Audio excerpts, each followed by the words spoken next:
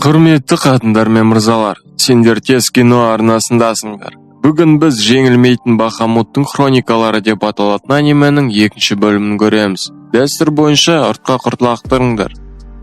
Сонымен Люцифер Люкске қалаусыз күйеу жігітінен құтылуға көмектесіп жатқаны үшін алғысын білдіреді.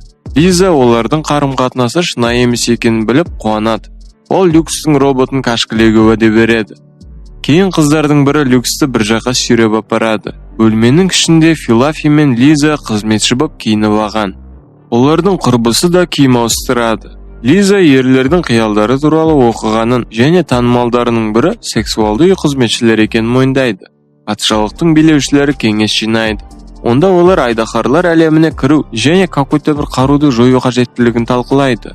Бұл жұмысқа Балтабайлар отбасы сұранады. Академия директоры топ оқушыларды жинап, ертеңгі тапсырма айдаһарлар әлемінде болатынын хабарлайды. Порталға арналған сыбызғыны академиядағы жалғыз еркек ретінде Люкске беретін болады. Жиналыстан кейін Люкс Люцифермен сөйлесуге барады, бірақ ол оған дөрекі болып кетіп қалады.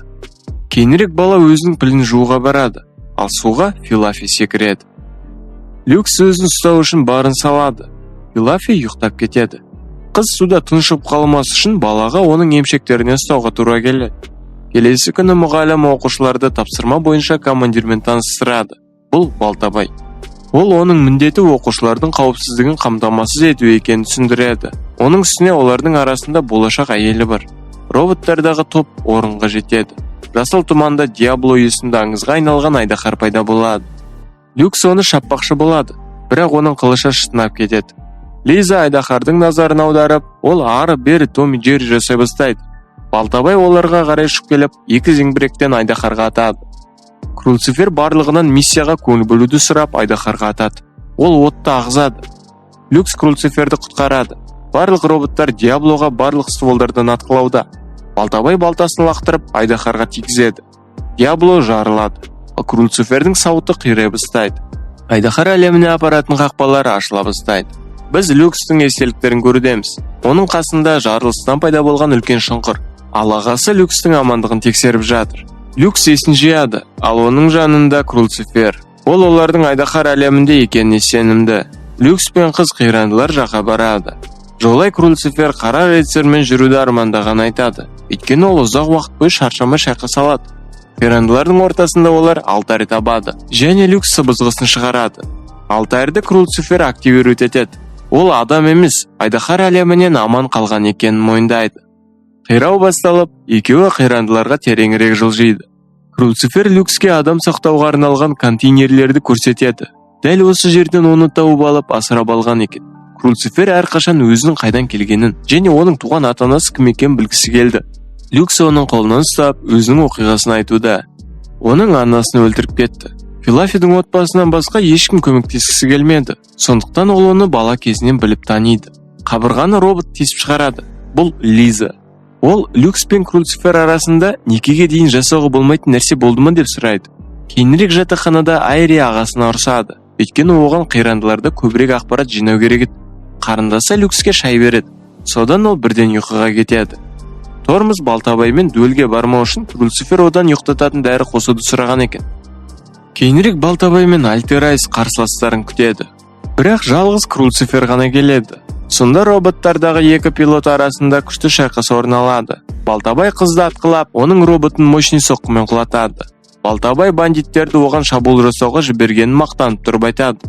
Сол кезде Балтабайға қылыш ұшып келеді. Бұл қара роботтағы Люкс. Қара робот шабуыл жасап, Балтабайдың басқа роботтардың қабілетін көшіріп алатынын түсінеді. Зұлым Люциферге атады.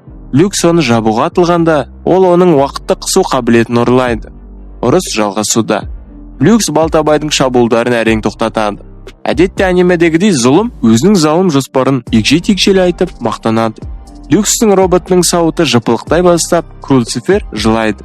Люкс бар күшін жинап, күшті соққыға ұмтылып, Балтабайдың күш өрісін жарып өтеді. Айри досына қара рыцарь роботының қауіпті екенін, өйткені пилот басқаруды жоғалтса, ол өздігінен шешім қабылдай алатынын айтады. Люкс Люциферге тұруға көмектеседі. Келесі күні Лиза Люцифердің ата-анасы қызының күйеу жігіті лауазымына Люкстің кандидатурасын мақұлдағанын біледі. Пацан шок болды, өйткені мұның бәрі Балтабайдан құтылу үшін жасалды ғой. Бірақ Люцифер нағыз әйелге сай басқаша сайрап тұр. Люкс нерві ұстап күліп жатыр. Ал Люцифер баланың оны лас жүзекше сияқты әпкенін армандайтынын сыбырлайды. Қыз сүйісуге жабысады, және мұны шок болған Лиза көреді. Люцифер ернін жалап, Люкстің мойнынан ұстайды. Кафеге ашулы Лиза ұшып кіреді. Түн. Біз қара шашты қыздарды көредеміз. Мұғалім оның тезірек жатақханаға баруын талап етеді. Жатақханада қыздар маңызды жұмыс бабымен деген сияқты Люкстің бөлмесіне келеді. Олар Балтабайдың алда келатқан ақыр заман туралы айтқан сөздерін талқылайды. Қыздар академияда 3-ші курста оқитын мощный қыз туралы айтады.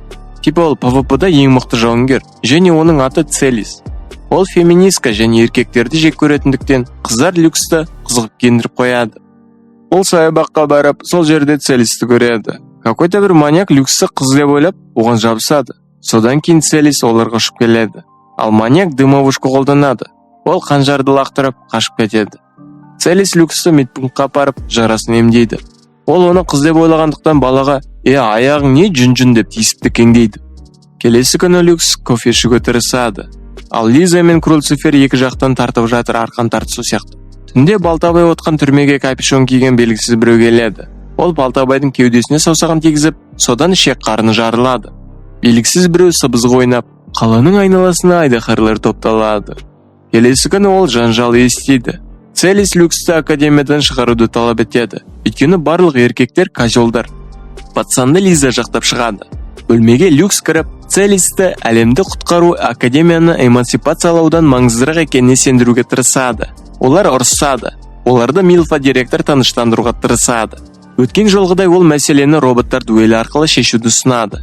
Оның үстіне академия оқушылары аралға походқа барады. Сонда шайқас ұйымдастыруға болады. Кейінірек бөлмесіндегі Целис өзінше адамды жеңу академияны құтқарудың жалғыз жолы екенін айтады. Сонымен оқушылар оларды жаттықтыратын аралда тап болады. Люкс тауда ғимаратты байқайды. Бұл оған таныс сияқты. Кейінірек ол Люцифер мен Майнкрафтта порталды қалай салу керектігі туралы сөйлеседі. Бірақ Люцифер мен Лизаға Майнкрафтқа пофиг. Оларды басқа нәрсе қызықтырады. Кейін қыз Люксті шұғыл мәселеге шақырады. Бөлмеге кіріп ол жалаңаш Целисті көреді. Тормоз етеді, ал қыз арқасына массаж жасап беруді сұрайды. Целис баланы жібермейді. Содан Люкс әлгі қыздарский киімін тез киініп алуды шешеді.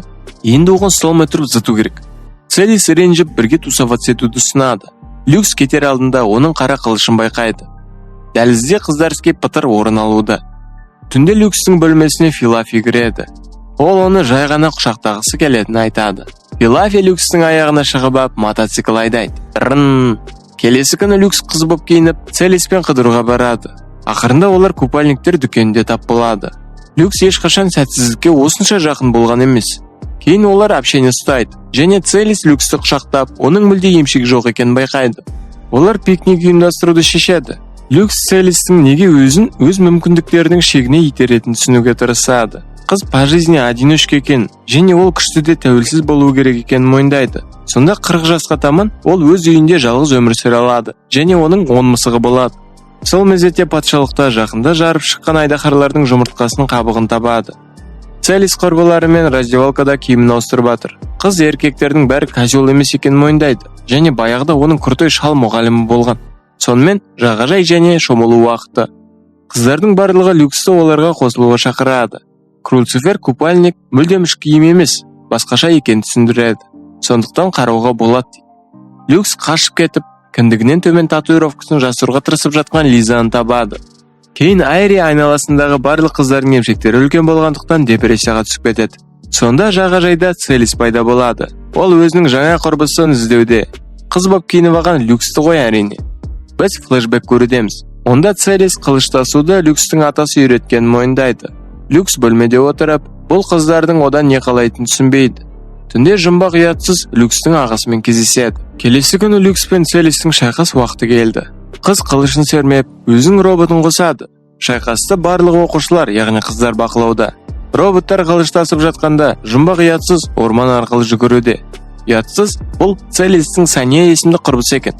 Ол қылышын суырып роботты іске қосады. Люкс Целияның шабуылдарына жалтарады, бірақ ол оны күшті найзағаймен тоқтатады. Ол шабуылға атылады, бірақ Целистің роботы телепортталады. Кенеттен жерден дәу шүпілсалар пайда болады. Айри Филафидің еш жерде жоқ екенін көреді. Ол орман арқылы жүгіріп жерге құлайды. Оны Милфа директор тауып алады. Бұл оның әпкесі болып шықты. Люкс жерден шығып келе жатқан Кракенге қарсы күш біріктіруді ұсынады. Целис алға шабуыл жасап, щупальцалардан жалтарады. Ол Кракеннің басына телепортталып, жақын жерден атып, қылышпен тіледі. Олардың алдынан Саня шығады. Шайқас әлі біткен жоқ деп. Люкс ағасының сыбызғы ойнап жатқанын көреді. Кракен қайтадан жерден шығады, ал оның жаралары жазылған. Люкс Саняның шабуылын тойтарады. Ол қорлайды. Ол Целиске атасының өліміне кім кінәлі екенін Люкс қайтуды ұсынады. Кракен қара түтін шығарып, Саня атады. Целис Люкстен кешірім сұрайды. Ол бала кезінде Аркадияда дайындалып жатқан мемлекеттік төңкеріс туралы білгенін айтады. Ол бұл туралы мұғалімі Люкстің атасына айтқан.